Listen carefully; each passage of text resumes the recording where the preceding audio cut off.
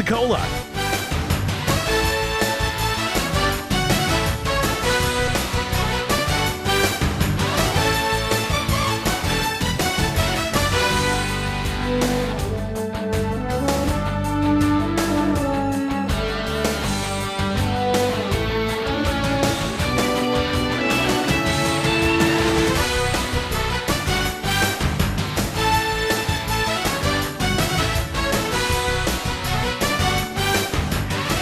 And welcome back. It is Talk Football with Coach K right here on ESPN Pensacola, 1330 AM, 99.1 FM. I'm Chad Brilliante alongside the former NFL coach Kay Stevenson, who joins us each and every afternoon to have some fun. Coming up here, Barry Shuck of Dogs by Nature will join us as he is the one of the lead columnists for Cleveland and the Browns, and I'm sure he was up late last night.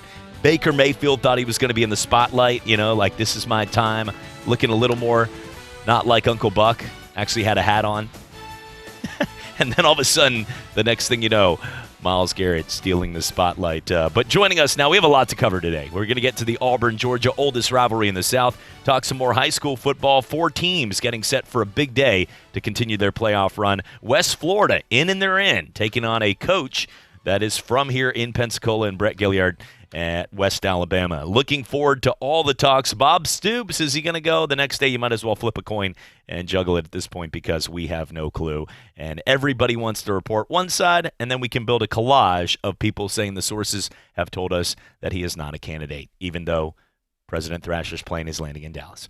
We'll get to all this and more. We'll talk some Myles Garrett. We'll get into what's going on right now with Colin Kaepernick's workout for about 0.5 seconds. And then we'll also talk some more about the big games coming up this week around the NFL, like Philadelphia and New England. Joining us, former NFL coach Kay Stevenson. Coach, always appreciate the time, and feels like about 2 seconds of one guy's play has taken over the world of sports. Yeah, unfortunately. It's good to be with you and with our audience. But you're right, unfortunately. I mean, we are talking about I've already told you exactly. Piece. I don't. Well, think and there should be a heck of a lot more conversation. Just get it over with. You have actual NFL, since you play in the NFL, have NFL helmets in here. So I just saw Kyle in the hallway. If we can bring Kyle, he's our producer back there, and we can use him. For the people watching on TV right now, we can show him how it is and use him as a dummy in there. Let's see. Yeah, how it sounds and what happens after. And then on Monday, if you'd like a new host, because I'll be in jail. So if you want to go ahead and – but I want to get to the game itself real quick. It was a good win. It was a win where – nobody wanted to get up that press conference and say it. Nobody came to Myles Garrett aid as they should. I don't see any, people are saying both sides of the story. What's both sides? Somebody struck you in the head with the helmet. However, I look at the game, Coach, and realize that was a big victory for Cleveland because now all of a sudden they're not officially out of that division. They're not officially done based on when you win that game. You have, remember, you're in the same division right now as Baltimore, who's playing well, but then Cincinnati and Pittsburgh are still right there. So, and it seems like the AFC South is just beating each other up. So currently, even though it looks bad, 4-6 isn't done. Yeah, keep in mind, Cleveland has beaten Baltimore now and Pittsburgh. So you're right, they're not out of it. No, sir, they're not out of it, and they could get hot here and crazy things could happen. Yeah, after this one, now you have the Dolphins. You're at Pittsburgh, Cincinnati, Arizona Cardinals. So they could reel off 4 straight victories and be sitting at 8-6 with that resume right there. You can be clearly being at 8-6. Then you've got the Ravens and then at Bengals. So legitimately 9-7. I mean, I'm not going to say they're going to win them all. They're still the Browns, but 9-7 is actually legit that it could happen. For the Steelers, it seemed like more of what we expected, and this isn't a knock on the Steelers. The culture, the tradition, the passion has been one of the best in NFL history. But with that roster, the actual personnel, that is the product I think more people expected to see when Mason Rudolph, guys like Samuels, guys like a hurt Juju Smith-Schuster, no Antonio Browns, no Le'Veon Bells, no Big Bens, none of the Killer Bees. I think that's the product more people expected when the season began. I think you're right, and there's some carryover there, and Tomlin's done a good job. They're fortunate right now to be where they are, quite honestly, and I look for them to finish strong. I don't think they're going to wither on the vine. I really don't. I think they'll finish strong. We need to go over the rest of their schedule there. It'd be interesting to see what Pittsburgh and Baltimore have left on their schedule, because this thing could turn rather rapidly toward Cleveland here if they're not careful. Well, and when you play in that division, everybody gets a piece about with Cincinnati, so that helps everybody right now. Yeah. But their next game is at Cincinnati, which is good. Then they've got Cleveland. Then they've got the Arizona Cardinals just keep getting beat up. Arizona Cardinals, then the Buffalo Bills, Jets, and Ravens. So it's just as pathetic of a schedule for Pittsburgh left from a standpoint of wins and losses. They're right there in the mix as well. We're not seeing any New Englands, New Orleans, no Dallases. No, it seems pretty comfortable right now overall. But Coach, you look right now at the teams themselves. Talk a little bit about the game and what you saw from a coaching standpoint last night in the Thursday night football game. Well, I think first everyone saw.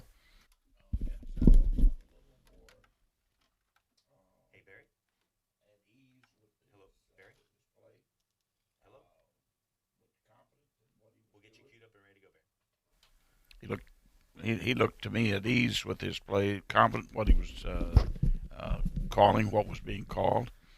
Threw the ball exceptionally well. Threw the ball right into a couple of windows there that not too many quarterbacks could hit. But he hit it. He's done it before. It's just it hasn't been consistent. But I thought he handled himself extremely well, with the exception of 2 or 3 series there. I thought he handled himself exceptionally well, and I think their whole football team, defensively, gosh, they played an extremely tough football game defensively. You got to admit now there was no running game on them. They got to the passer. They defended well behind. I thought the DBs did exceptionally well. So they were a good-looking football team. Last night. Some people are going to say, well, they had the talent there to do it. They do have quite a bit of talent, but it's doing it. It's putting it together. It's being consistent now. That's what they have to do. They have to be consistent. And getting to that point, Chad, is very, very rough. Therein lies the secret to coaching. If you can get them to a certain point and keep it consistent, you got a chance to beat anybody. Joining us now, somebody that has covered the Cleveland Browns for years. He's one of their lead writers. You can check him out at SBNationDogsByNature.com. And joining us is Barry Shuck. He lives actually here in Pensacola and kind enough to make time for us. Barry, we appreciate it. I know, obviously, Cleveland has been the main focal point for all the wrong reasons, not for the 21-7 victory that everybody was expected to talk about this morning. But we appreciate your time, and I'm sure you're going to be a busy man here the next couple days. Thanks for having me. How are you, Coach? I'm doing well, Barry. Good to have you on. Yes, sir. Thank you. Well, Barry, talk a little bit about what you saw, because the Browns controlled the game, which is a big step for a team that expected to see more of these results at the beginning of the season. It hasn't worked out well, but when you look at the division and what's coming up on the roster, and with what's going on with Myles Garrett, but also you look at their actual schedule, they have a pretty good schedule from here on out, but it's going to be tough now with their leading guy out for the year. Absolutely. In fact, before this game, they had a 13% chance of making the playoffs, and there's about 6 teams ahead of them, including Jacksonville and Tennessee. So they would have to pretty much win out, and if they went 9-7, and if the Ravens somehow folded, which the Browns beat badly, then they had an actual chance at the division, along with Pittsburgh not doing well down the stretch, which they were 5-4, now 5-5. But after, that was 8 seconds to go in the game, and everybody was just winding down. It was a quick little screen, and after it, instead of being jubilant that, hey, we beat the Steelers, it almost feels like a loss.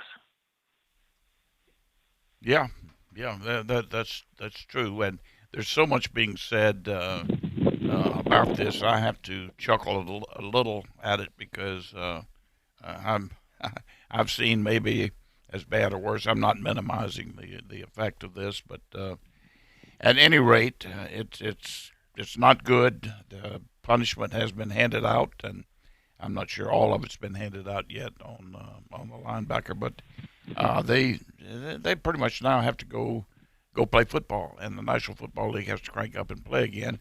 And the conversation on this should be limited to that.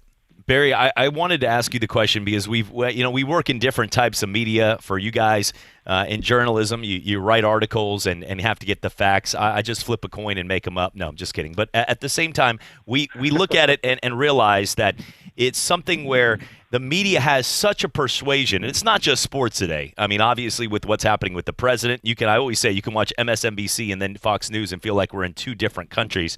And I think in sports today, we realize the same thing is the media hype of this. Roger Goodell, 5 seconds it was out, we had 8 billion things on social media saying this guy's done. He's, if he hit Tom Brady, he'd get the electric chair and all the things that we've read. So at this point, there's nothing that the NFL is seeing this too. And they know if they don't, like they did with Ray Rice, which is a completely polar opposite type of situation. But if they do the wrong thing, they're going to have a witch hunt from the media. If they came out right after and said, we'll give them 4 games, what? And all of a sudden people would start freaking out. So the media has such control over the power of the decisions. And I feel that, getting a year, getting the season, he can't play this season is a severe punishment. But it just is crazy how today people are reading those stories, and the NFL has to make a move that is best for everybody in the next comment they make.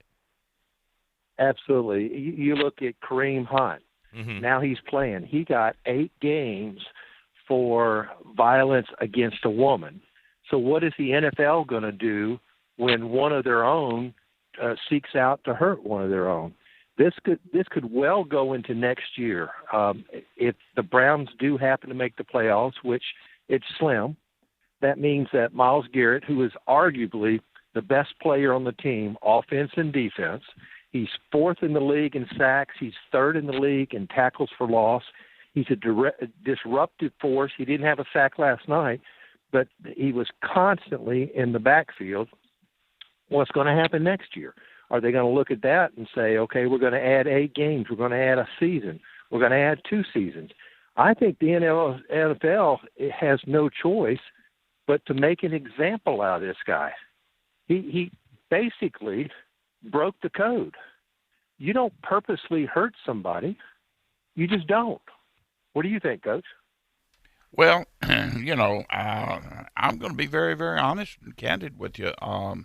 Sure. I think it's probably justified that he not play anymore this year.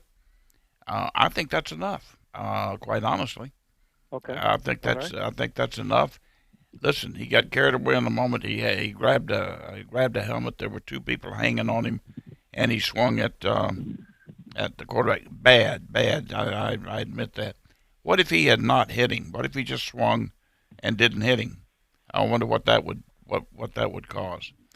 Now, absolutely, he did hit him, but there are degrees of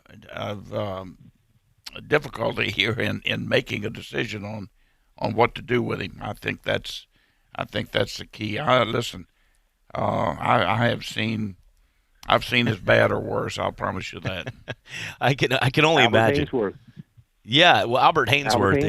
Yeah. I mean, that could have smashed his head. But all that saying, Barry, I think there's 2 points. When we look right now at what we saw yesterday, there's 2 points that I think have to be defended. I'll play the lawyer for the guy that knows everybody's on stand to look at him, and they've got their arms crossed waiting for this guy. Because, no, I'm not defending Myles Garrett. He should get a year, and I've never seen something like that myself. However, there's 2 points that I'll make here. One, it wasn't premeditated. Meaning that he did not, if he walked across the field in the middle of the game and we're like, what's happening with Myles here? And then he walks over there and takes Mason and just slammed the helmet across the sidelines. There's going to be 100% probably legal matters in this. Second part to it afterwards, even though, he said a few things in the locker room, and I saw Ian Rappaport say, talking about this MAGA blank, guy and Mason and what he said. However, when he got in front of the mic, he said, you know what, I'm sorry, I'm an idiot. I let my teammates down. So he took 2 approaches. Wasn't premeditated, and it also was something he was pretty much humbled to say, I'm sorry, and I screwed up. And to me, that has to be weighed into everything and all the details of, look, you deserve to get suspended, you deserve to get reprimanded, but you're not being a complete you-know-what afterwards. You're accepting your consequences. And I think today in society, that's a bold step for especially a younger generation like Miles. It is, and not blaming somebody else. He's a beast on the field. He's a beast defender, but he's a very mild-mannered person. So for it to be him versus other people, other defensive tackles, or people like Greedy Williams, a cornerback, you might accept a situation like that. But he's very calm. He's very mild-mannered. It was just shocking to see it. Now, the only ones that know what was said and what started it is the quarterback, Mason Rudolph, and Myles Garrett. Myles Garrett rushed off the right-hand side, beat the tackle, pancake Myles Garrett. Myles Garrett had Mason Rudolph had the helmet of Myles Garrett and was shaking it and grabbing it. Who knows what was transpired there, but whatever that was, it set him off. Yes, and it did. And, you're funny with what you said there because Myles Garrett doesn't have the pedigree of all over the news for the wrong reasons. He's been suspended. He's got some fines. However, imagine if this was Pac-Man Jones, he would look like Hannibal Lecter with a muzzle being taken off in a body jacket. I think it's funny how it looks at it. Good analogy. Yeah. Well, Barry, I appreciate it. I know you do a great job with Dogs by Nature. I'm looking at Brownies and Frownies. Browns control Steelers in a 21-7 victory right there. You do a great job. We'll continue to share any type of stories, any NFL inside. We appreciate having a Pensacola person right here to be able to talk about the Browns and the NFL. So that means a lot. Love to have you on again, Barry, occasionally, if that's okay with you. That's absolutely great. Y'all have a great weekend, and we'll see you, Coach. Appreciate it. Barry Shuck right there. You can check out dogsbynature.com. And, Barry and I talked this morning, and he's somebody that this is what he does. I mean, he talks Cleveland Brown football. He's around the game. So instead of us, he's knows a lot more about these people. That's good. It's good to know. Yeah, he knows Miles a lot more than we do and what he's about. So, Barry, we appreciate your time, and thank you again. When we come back, we're going to get to our pick'ems. We'll get to all the games. Remember, you can weigh in at 850-623-1330 on our pick'ems. To go to. We're going to get our power rankings on. That's right. Well, we will be here making sure to get our power rankings as well with our Pick'ems contest for a $25 gift card and also 2 hours of shooting at the Pensacola Indoor Shooting Range right there with 2 people for the Auburn and Georgia game. We have a number of scores already coming in as right now we've got Georgia 24, Auburn 13, thanks to Sam and Melton. Sam Melton right there. Also, Jesse has weighed in Auburn 27, Georgia 26. We got Patrick at 33, Georgia, Auburn 26 right there. We appreciate that, and a number of other ones coming in as well. So we'll get to all those scores. Remember, you can weigh in at 850-623-1330 on our Talk Football Pick'ems line. Coming back for more, it's Talk Football with Coach K right here on ESPN Pensacola. I'm attorney Stephen Luongo with Levin, Papantonio, Thomas, Mitchell, Rafferty, and Proctor in Pensacola, Florida. Distracted driving is a dangerous epidemic on America's roadways. In 2016 alone, over 3,000 people were killed in motor vehicle crashes involving distracted drivers. This according to the National Highway Traffic Safety Administration. For more information, please visit us today online at levinlaw.com. Please be safe on the roadways. Stop the text, stop the wrecks. When you're looking for a great deal on a reliable new or certified pre-owned vehicle, you can't beat Bob Tyler Toyota in Car City, Pensacola. Bob Tyler Toyota has the best selection in town at incredible low prices. You can check out their amazing inventory from Camrys to Tundra trucks to 4Runners. It's all at Bob Tyler Toyota, and you can find it online at bobtylertoyota.com. Also score a touchdown this football season with the car of your dreams. Again, it's only at Bob Tyler Toyota in Car City, Pensacola. Hello, sports fans. Miles Bentley here, General Manager at Hill Kelly Dodge Chrysler Jeep Ram in Pensacola. Growing up, I always loved sports. Nothing but net, out of the park, through the uprights. Sink the puck, Bentley. That was me. But my love of the game couldn't beat my love for Pensacola and helping folks get on the road of dreams in a new Dodge Chrysler Jeep Ram. Sure, I never went to the big leagues in sport, but we're all pro here at Hill Kelly Dodge Chrysler Jeep Ram. Proud to be in Pensacola. Sometimes your bank, your family, and your friends love you, but they don't have the money to help you. Sometimes we have chances to make money, but the old saying, you've got to have money to make money, rings true. At Pensacola Specialty Pond, we can help. If you have trucks, heavy equipment, airplanes, boats, jet skis, anything with value, Pensacola Specialty Pond can loan you that short-term money you need. No credit checks, and at Pensacola Specialty Pond, you're going to find the money and the discretion you need. Now at 6428 Pensacola Boulevard, north of Car City. Call 432-9050, 432-9050. At AutoZone, we're all about giving you more ways to get your car in shape for any season. With our AutoZone Rewards program, members get a $20 reward every time they spend $20 or more 5 times, which means you'll have more to spend on safety upgrades, like replacement headlights. Replacing dim headlights can boost your visibility, so you can light up the road and drive with confidence, no matter the weather. See terms at AutoZone.com/rewards. Restrictions apply. Get in the zone, AutoZone. No. This can't be it. Mike, your team's in the lead. They just scored. No, you don't understand. This is the last Cheez-It. There's... No, listen, I don't know what to do. The game's on. The score is close. There's plenty of drinks to go around. But what's the point if there's no Cheez-It snacks? Man, if you would just... The cheesy, crunchy, satisfying perfection. It's all gone after this. Thank you, my little delicious square. Dude, there's more in the kitchen. I love you. You're still talking to the cracker, aren't you? Cheez-It, official sponsor of the college football playoff. The Paul Feinbaum Show. Everything you wanted to happen hasn't happened. Oh, my gosh. That's all any of y'all want to talk about is Alabama. You're really not understanding the conversation, but anyway, we can move on. Alabama's dynasty has just begun. Hold on a second, Charles. Somebody wants to talk to you. I don't want to talk that compelling moron. He's nothing but a lame-headed old man. 2 till 5 every weekday afternoon. ESPN Pensacola, 1330 AM, 99.1 FM. You're out of your freaking mind, cowturd. You're listening to Pensacola's home for hometown sports. ESPN Pensacola 1330 AM 99.1 FM.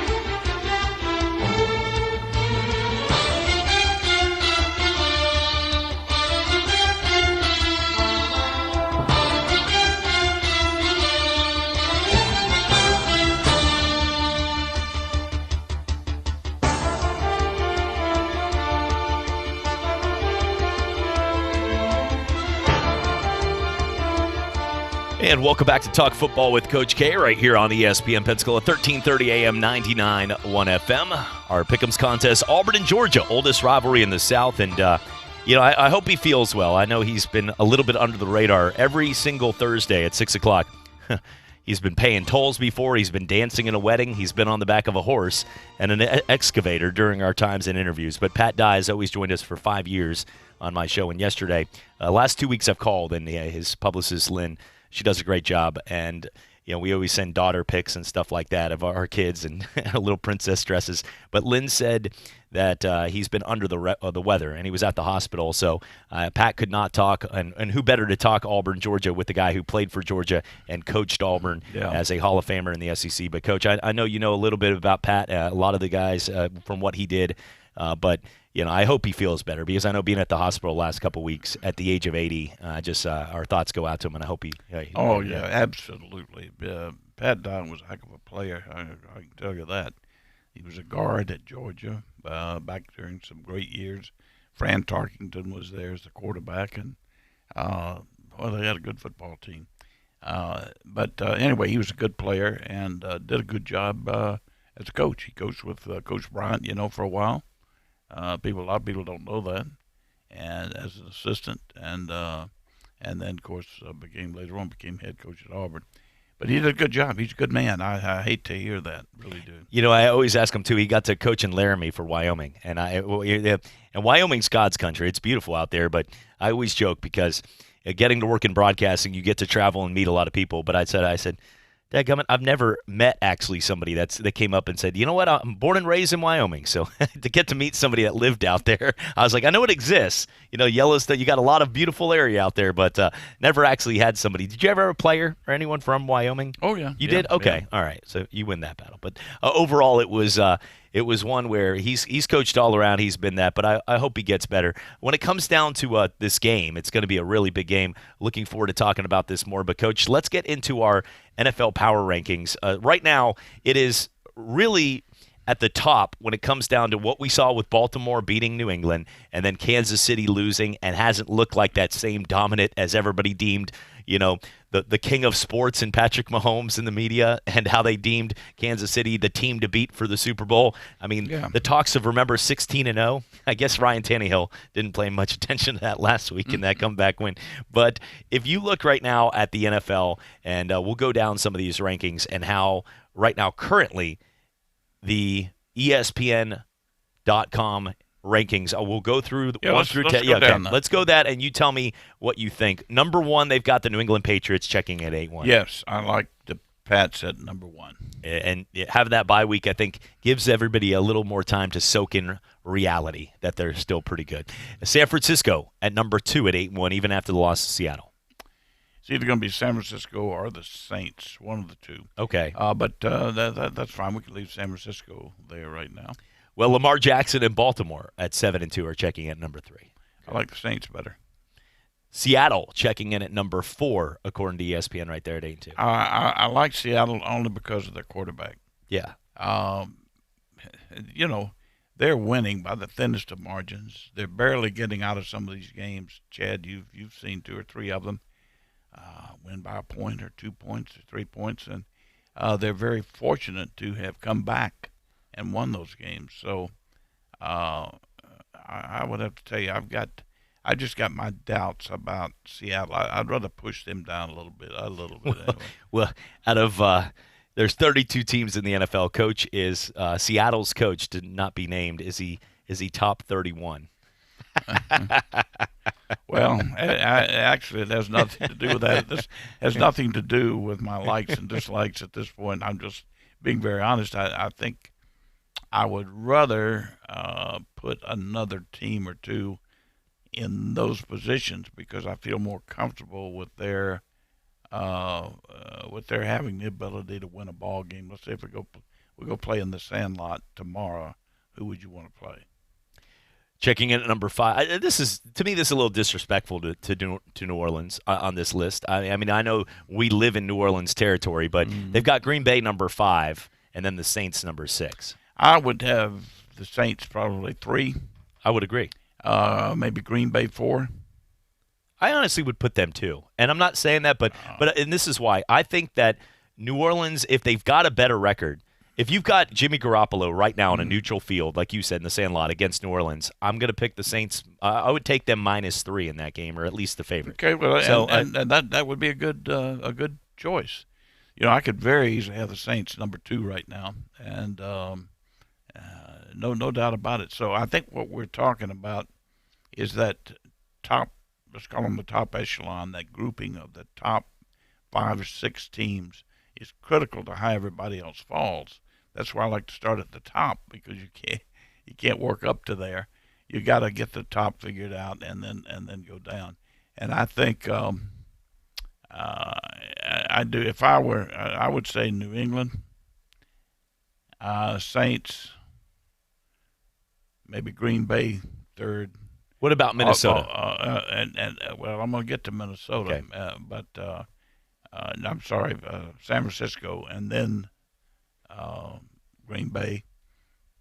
And then I think you got to start looking at the Minnesotas, or the world of Seattle's. That grouping now is getting to that point. I put Philadelphia somewhere in there because I'm going to tell you they're a little behind those maybe those 2, but they're not far off, and I think they've got a chance to get better. Coach, I know from a standpoint of the style of play, because it's It's a hot topic. We live, it's the permanent reminder of a temporary feeling. The old Jimmy Buffett song reminds me of a lot of the running quarterbacks today. And what I mean by that is that it's a great look. What Lamar Jackson's doing, best athlete on the field right now, or what Deshaun Watson's doing, incredible. And Deshaun's more of a thrower, but ultimately, history has told us Robert Griffin III, Michael Vick, a lot of these guys, they're going to get hurt. They continue to do that, and eventually one day some linebacker who's going to want to rip their head off they're going to get hurt doing it. Now, with that being said, you've got Deshaun Watson and Lamar Jackson playing this weekend, and why I bring it up, Houston checks in at number 8 on the list, is 6-3. But if you're starting a team, do you take Deshaun Watson or Lamar Jackson right now?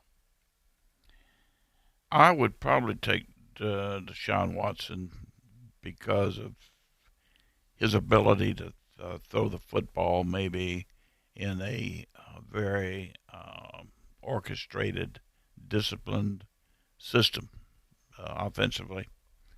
I don't get me wrong. I really have the utmost respect for Lamar Jackson as an athlete. I think he would be. How many people do you think could be a starting running back for any team? I think he could be a starting running back for any team. He could be a starting receiver for any team. He is a starting quarterback in the National Football League. He could be a starting defensive back. I have no question you could put him at safety, and within 2 to 3 weeks, he would be a dominating safety back there. Extraordinary athlete. But here's what I know, and here's what I would suspect might happen. The quarterback position, at some point, you're going to be dependent on that quarterback to make some of the most monumental choices that you're ever going to face if you're going to get to the big time, the playoff games and the Super Bowl. Okay, meaning that he's got to make a decision based on defense, protections, routes within patterns as a whole, the window whether I can throw it in or not. Are they shading? Are they taking away the inside? Are they shading or not? I mean, I could go through a litany of items that you have to digest before making a throw. At some point down the line, when you see with a good running game, here's what you can do. And people always say you do need a good running game. It makes it so much easier for the quarterback. If you can run with the football, most defensive strategists or coordinators or whatever are going to try to get 8 people as near the line of scrimmage as possible. Okay, it may not look like 8 all the time, but they're going to have somebody torpedoing or coming to get in that box versus a first read on a run. Okay, and that also limits the number of things that they can do. For example, rushing the passer, what they're trying to do is play 2-gap and whatever to stop the run. So most of their dogs or everything is based on the run. They're not as particular about covering people as they are stopping the run. You have to stop the run, number one. Just keep that in mind while I'm talking about this. All right. So in order to do that, there's certain things you're going to give up in the passing game. Now, it's a lot easier to make a run threat, a fake, when you've got that going for you, and have somebody running wide open and say, hey, we're going to 1-2 this thing. Now either throw it here or throw it there. And the guy, every time he looks up, the guy's wide open, and you throw the football to him. It's like throwing it at a barn, okay? You can hit it. But now, when you have to drop back and pass, when that's not available to you, and you've got to throw the football either to make a comeback or to stay ahead or to play the scoring game, keep up with me game, now it's a little different. The dogs and blitzes are different. The coverages are different. They're more sophisticated. They're tougher. The windows are smaller. All the things that you didn't have to worry about when you had a good running game are now they're prevalent. And you got to be able to overcome all that and throw the football with all those things, all those questions answered. And I know that's a long-winded No, it's not. answer, but I sometimes I don't want to get down in the weeds too much, and I know I do. No, this is good stuff. What you're saying right now is stuff because you played quarterback at the highest level. You coach. I know the times are different with a lot of this, but I'll say two things. Lamar Jackson, like you said, is wowing everybody with his moves. There's 2 points I want to make so everybody understands what's happening. The Baltimore Ravens and Ozzie Newsome, who is a tight end for one of the best of all time at Alabama, has filled, if you watch the game, because I watched every play, and it hurt my heart to watch every play against New England, but I did. And Lamar Jackson, the plays he can make, insane. That spin move play he did against Cincinnati last week was just incredible. But I do want to bring this up because I was just doing some stats back here, Coach, while you were talking and listening. And I can multitask. Don't tell my wife that. She doesn't like to hear that when I'm like, honey, I'm doing the dishes and I'm listening to you. Look at me. But I'm looking right now at the stats. 120. There's been 177 receptions this year from Lamar Jackson to people on his team. Okay. 120 have been to either a tight end or a running back, and 57 receptions by wide receivers. Mm-hmm. So what that goes to show you is that John Harbaugh and that Ozzie Newsome and everybody on there has implemented a system to make it where Lamar Jackson has the right to break out one of those 40-yard runs or just hit a 3-yard slant to one of the big tight ends and have him bolster downfield for a big gain. What you brought up is something that everybody looks at the stats because he'll go 11 for 12 and you're watching this. Once in a while there will be a throw. But how many throws have you seen play action Lamar Jackson over the top hitting a guy like Marquise Brown or one of these guys that he has out there in stride? Well, very rarely or often, never. If it's play action, it's different, okay? Yeah. It's easier because you control the front seven with play action. And you have, if they have, like I said, they try to get that eighth person in the box. Who is that eighth person usually? It's a safety, right? Mm-hmm. So if it looks the least bit like a run, what's he going to do?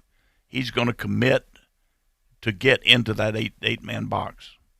So what does that do for your receivers? That leaves them back there with only one person to beat. Mm-hmm. Okay? So what I'm saying is forget play action pass. That makes it a lot easier. And when you put the big tight ends in there, 2 backs and 3 tight ends, what do you think the defense is thinking? Mm-hmm. They're thinking run, and run again.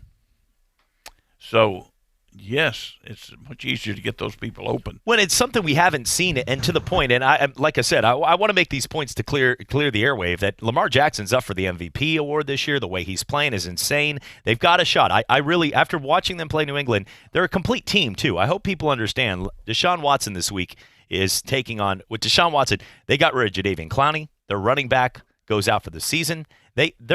Houston's not the best football team compared to Baltimore's got a complete team. They got a good defense.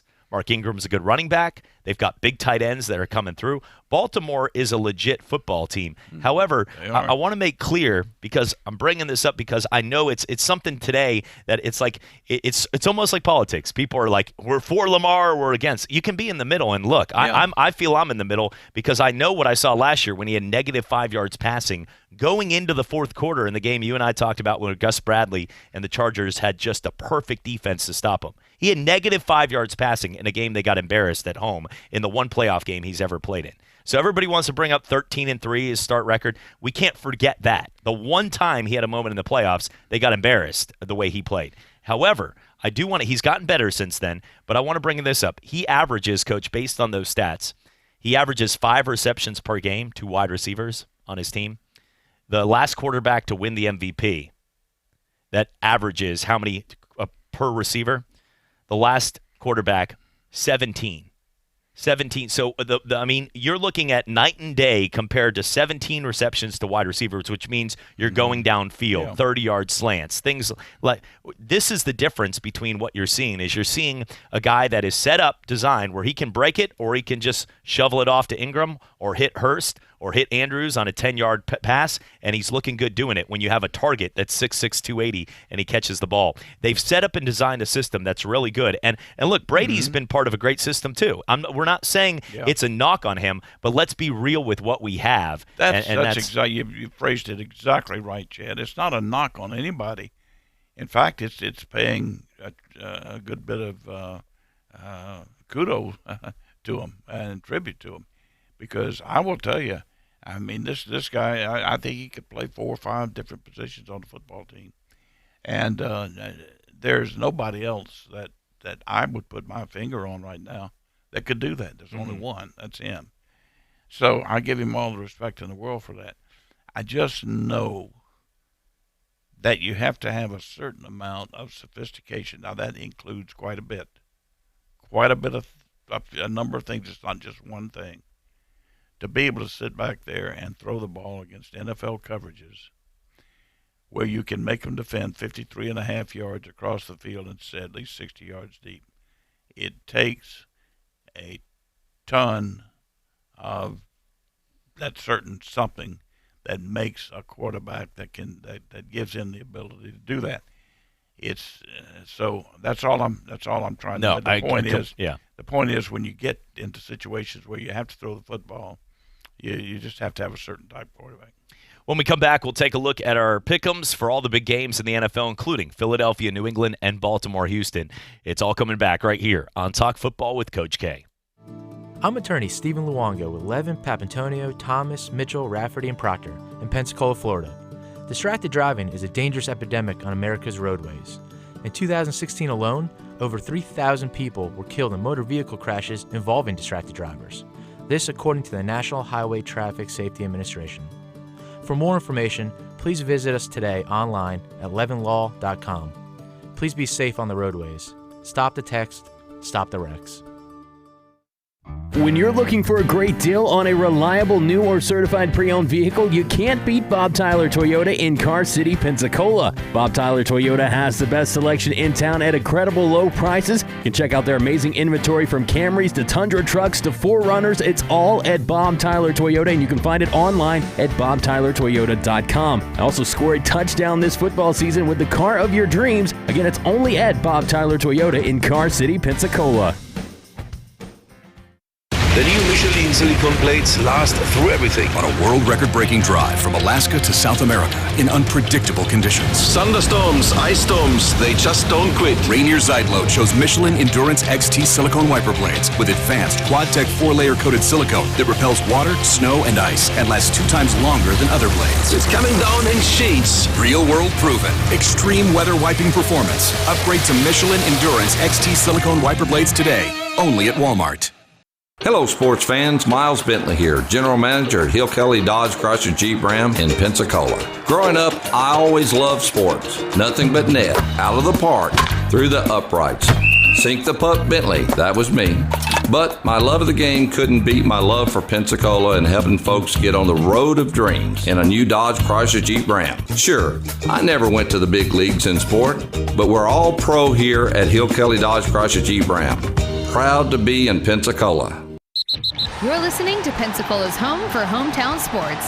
ESPN Pensacola 1330 AM, 99.1 FM.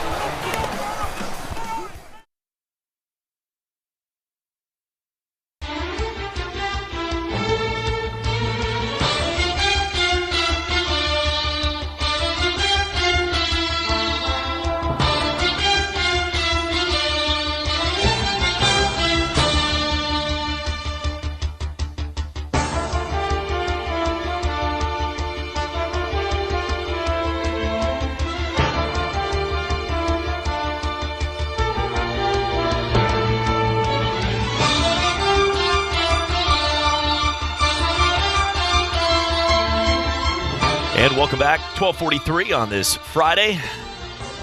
Perfect football weather out there. UWF's got a big game, Coach, this week. We talked about it as 4 o'clock at West Alabama. If they win this, they go back to the playoffs again, which is unbelievable.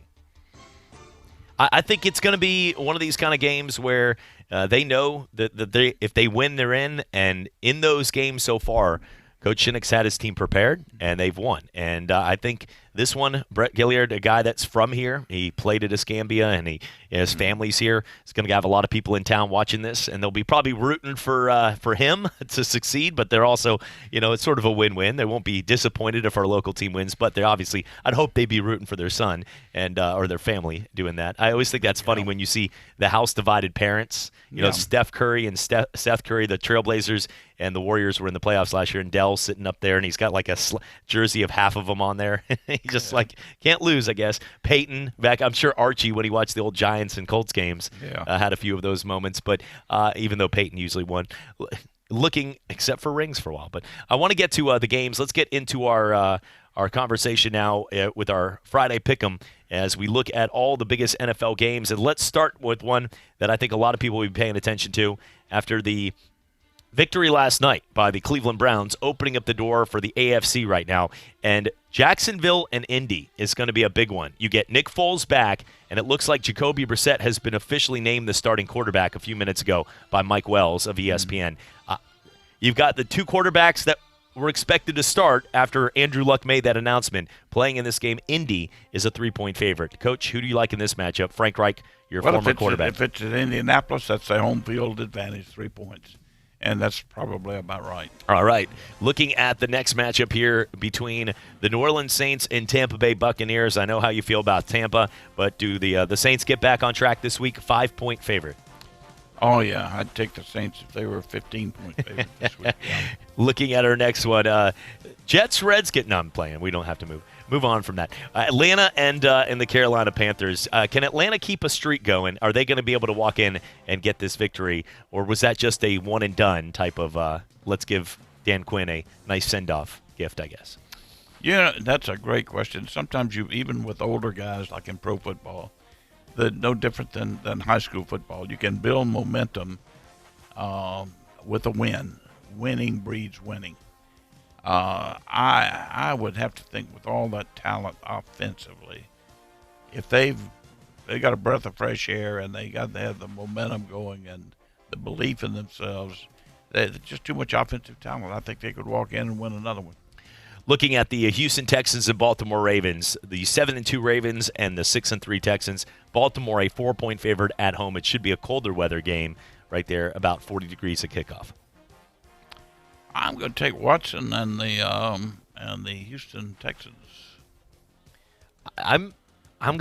I like that as well. I like Houston to win this game. Looking at the matchup between New England and Philadelphia, huge game really bigger for Philly on the long-term picture. They're 5-4, but you've got New England, who I don't remember the last time in my lifetime that New England lost 2 regular season games back-to-back. They're 8-1, and they just lost after getting a bye week, but their last game was against Baltimore. You know Bill Belichick, between a bye week and getting them rested and losing a game, that was run like a boot camp this week. So I'm looking at this and saying for Philadelphia, they looked at that and went, crap, because they probably were rooting for them to beat Baltimore based on what was going to happen this week in practice. Well, that's a tough job, too, with the bye week, New England with a bye week. To further prepare, and they prepare for each team. They don't have a generic game plan that they just change a little bit each week. They prepare specifically for a team. So yeah, I like New England. Cowboys Lions sounds like a pre-Thanksgiving feast here between the two names, but Dallas at 5-4. They need this win, but Matt Patricia's been getting some heat in the news lately. 3-5-1. Yeah, and Stafford is out. Yeah. And they have somebody else out. I just don't see how the Lions can stand up and win it.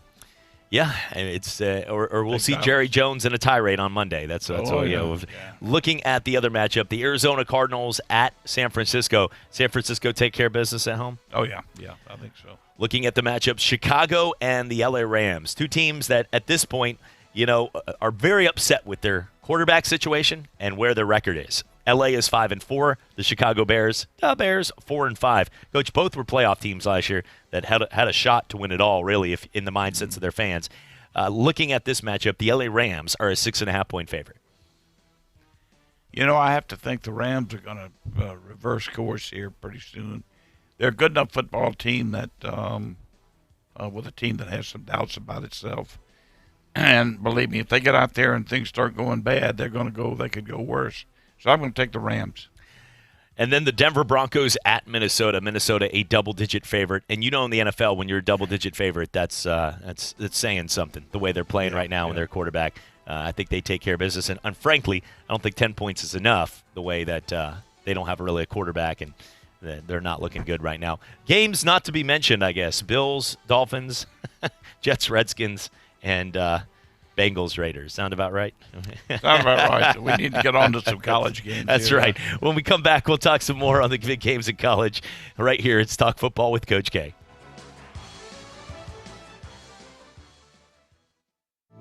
I'm attorney Stephen Luongo with Levin, Papantonio, Thomas, Mitchell, Rafferty, and Proctor in Pensacola, Florida.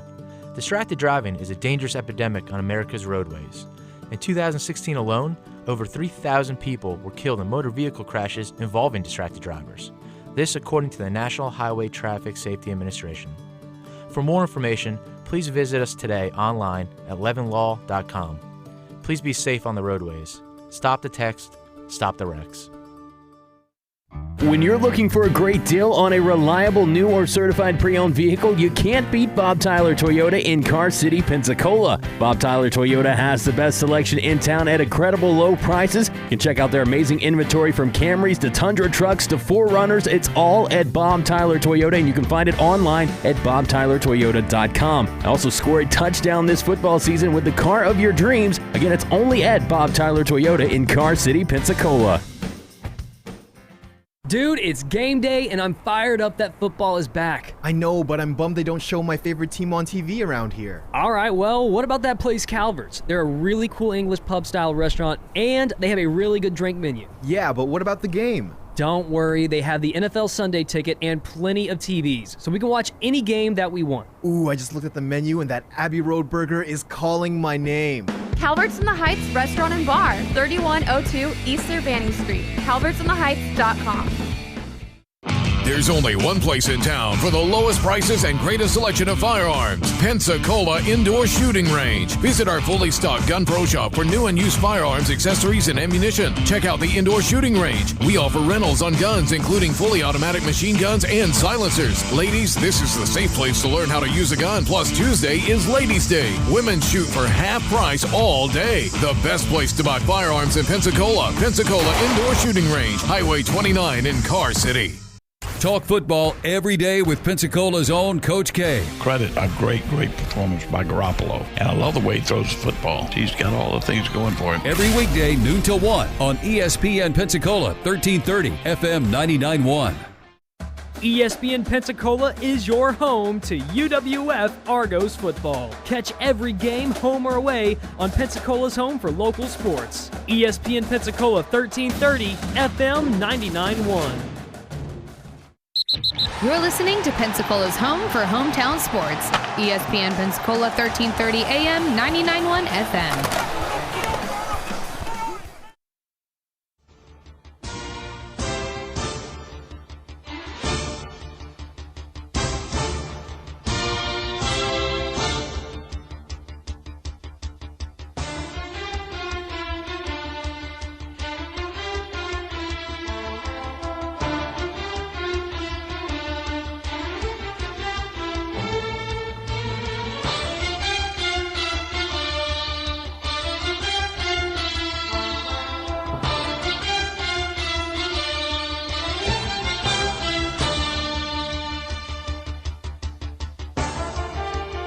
Welcome back. It is Talk Football with Coach K right here on ESPN Pensacola, 1330 AM, 99.1 FM. Tonight on the Sports Drive, Coach and I will sit down a little more to talk some more of the big games, big stories, obviously, as they're calling it, the trial of Miles, I guess.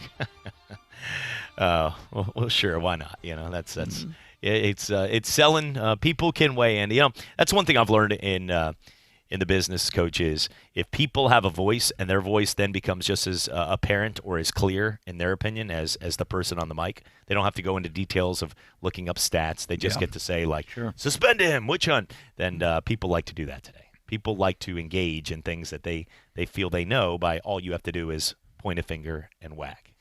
That's Seems that's what's happening right now. Obviously, he made a bad decision, but we got our picks to get to, so let's get to that right now as we take a look at the college football world. Let's start off here. Alabama and Mississippi State. Coach, Alabama comes off that game where, it looked like everything was going to be over by halftime. Then all of a sudden, Tua continued to battle back. And now at this point, you have a situation where you're going against Mississippi State, who's not as good in the past. They're an 18-point favorite in this matchup. Who do you like in this game? Well, I like Alabama. You got to be careful here. But I understand there's a good possibility that they will rest Tua. That, he's still not back 100%. They will want him back for Auburn, certainly. So he could get a little additional time here. But you really have to be careful with that, because when you do that, just realize you're giving your opponent one heck of an advantage with motivation. And remember, it's a pretty interesting spread based on that. I don't think they see him playing. Well, you know what? I'm not sure. They have to, at this point, think about it, Coach. And I know I don't want to spend too much on this. We got other ones, but they also need to steamroll their opponents. And the eye test is very valuable right now in Alabama, too. Well, it is. It is. But if they're going to have a chance to win a national championship, they need a healthy Tua. Okay, so it may be, they may be looking at as closely as, well, if we give Mississippi State enough motivation to beat us or to keep the score down, so be it. Because what's the worst thing we could do is go in with a limping, ailing Tua and think we're going to win a national championship. We're not going to do it. So, they could be making that decision. Coach, Florida, your alma mater right there against Missouri. It is the Gators are number 11 right now and 8-2. Great season so far. Missouri is sitting there at 5-4, and they will host them in Columbia. And I'm sure you've been to Columbia. It's not that great of a stadium, and from a home field advantage isn't going to give you too much. But Florida is a 7-point favorite in this matchup. Yeah, I like Florida, and I would give the points. I think Florida will beat them and beat them handily. Michigan State and Michigan. It is the Wolverines, a 14-point favorite, 2-touchdown favorite. This one will get cold. You're going to see the snow out there. They're expecting freezing temperatures in the low 20s for kickoff. Yeah, Michigan should win this. They better win it. Fairly well. Michigan State not having a good year at 4-5. Navy and Notre Dame. They are both ranked. Navy 7-1, Notre Dame 7-2. But the Fighting Irish a 7-point favorite at home, and to me that's giving Navy a ton of respect, because Notre Dame's not a bad football team at all. Well, we didn't think so earlier. With the quarterback, I'm not so sure how good they are. I don't think they're in the upper echelon of college teams at all. But they're a good let's put it this way: they're a good football team. Probably at home with their personnel and talent, they're good enough to beat Navy. But they better look out. Navy this could be a Super Bowl for Navy. Georgia and Auburn, Coach. This is the matchup everybody's talking about right here, and you've got a Georgia team that is a 2.5-point favorite at Auburn. Remember, it's a CBS 2:30 kickoff right there with Gary and Brad. Going to be a tough, hard-fought football game. Both teams have good defenses. Auburn's defense is outstanding. Their front seven, their front four, may be the best front four in college football. Front seven, exceptionally good. I think it's going to be a heck of a ball game. I think it's going to be close, but I think Georgia wins it. And primarily because Fromm will be able to do more than Nix. The Golden Gophers sitting there at 8 in the polls, and they're 9-0. This is a Fox kickoff at 3 o'clock against Iowa, number 20 in the nation. But it's the Hawkeyes who are a 3-point favorite. Yeah, it's almost like a dream season with Minnesota. Let's keep it going. Let's keep it going. Let's keep the bus going, right? We both picked the upset last week. Yeah. Let's keep it rolling right here. Although the coolest ever at the beginning of the season, at the beginning of the game, when you look up and wave at the kids at the Children's Hospital right there in Iowa City. LSU Ole Miss. Any chance of a slip up here? It's a 22-point spread. Yeah, there's always a chance of a slip up, and this has always been a big rivalry now. Don't care how bad one team's been and how good the other team's been. this has always been a big rivalry. Coach, and final one real quick. Oklahoma. Yeah. LSU wins. Oklahoma Baylor. I'm going out on a limb here. I'm going to say Baylor pulls the big upset. There you go. Coach, enjoyed it. Looking forward to talking to you tonight on right there on the Sports Drive, and have yourself a great weekend. Look forward to it. Thank you. All right. For Coach Kay Stevenson, former NFL coach, I'm Chad Brillante. We'll be coming back for more tonight on the Sports Drive at 5. But coming up, Stephen A. Smith and the Paul Feinbaum Show. Football is here. Catch all of the UWF Argos games and the big NFL games every Saturday and Sunday on Pensacola's home for hometown sports. ESPN Pensacola, 1330 AM, 99.1 FM. If you would like to be a part of ESPN Pensacola as a sponsor or promotional partner, just give us a call at 262-6000 or visit our website at ESPNpensacola.com. ESPN Pensacola, 1330 AM, 99.1 FM. WEBY, Milton, Pensacola. From coast to coast, the Stephen A. Smith Show starts right now.